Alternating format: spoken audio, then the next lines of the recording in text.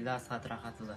Балтөбел негізгі мектебінің оқушысы, шқо рухани жаңғыру аймақтық орталығы ұйымдастырған «Мен батырдың ұрпағымын» атты марафонда қабыл алдым. Менің атам Демеубаев Ожархан Демеубайұлы 1912 жылы 13 сәуірде Балтөбел өңірінде Демеубай ата қыстағында дүниеге келген. Жастық шағы бұрынғы Семей облысы Жарма ауданына қарасты 8 март ауылында өткен. Бастауыш мектепті осы өңірдегі ата қонысындағы көшпелі ауыл молдасынан ескіше оқу бітірген. Содан кейін Семейден мал дәрігері мамандығын алып шығады. 1941 жылы июль айында Ұлы Отан соғысына шақырылған. Соғыс жылдары Москва түбегінен Берлинге дейін барған. Соғыс кезінде пулеметчик болған. Аға сержант дәрежесінде пулеметчиктердің командир отделениесінде болған. Қарамағында 8 пулеметчик кірген. Соғыс кезінде Москва түбегінен немістерге қатты тойтарып берген үшін бірінші дәрежелі Қызыл Жұлдыз орденімен марапатталған.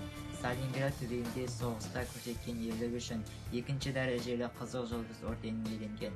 Соғыс жылдарында ерекшеліктері үшін көптеген орден медальдармен марапатталған. Соғыстан кейін әрбір 5 жыл сайын мерекелік медальдардың және еңбек ері орденінің иегері болған. Майдан даласынан жүріп 1944 жылдары коммунистік партия қатарына өтті. Соғыстан оралған соң 1945-1947 жылдар Ленин атындағы колхозда колхоз басқармасы болып істеген. Соғыс жылдары өте қатты соққы жарақаттар алу себепті колхоз басқармасы болудан өз еркімен бас тартып, колхоздан кеткен соң Жаңғызтөбе станциясында 1945-1955 жылдары темір жол жұмыс істеген. 1955-1965 жылдары туған ауылы Балтөбелде темір жолшы болып жұмыс істеді.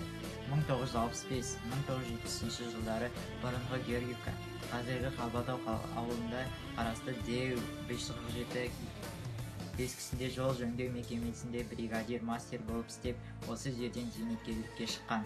Балтөбел өңірінде өте сыйлы, қадірлі адам болған. Атамыздан 6 бала, 13 немере, 27 шөбере тарады.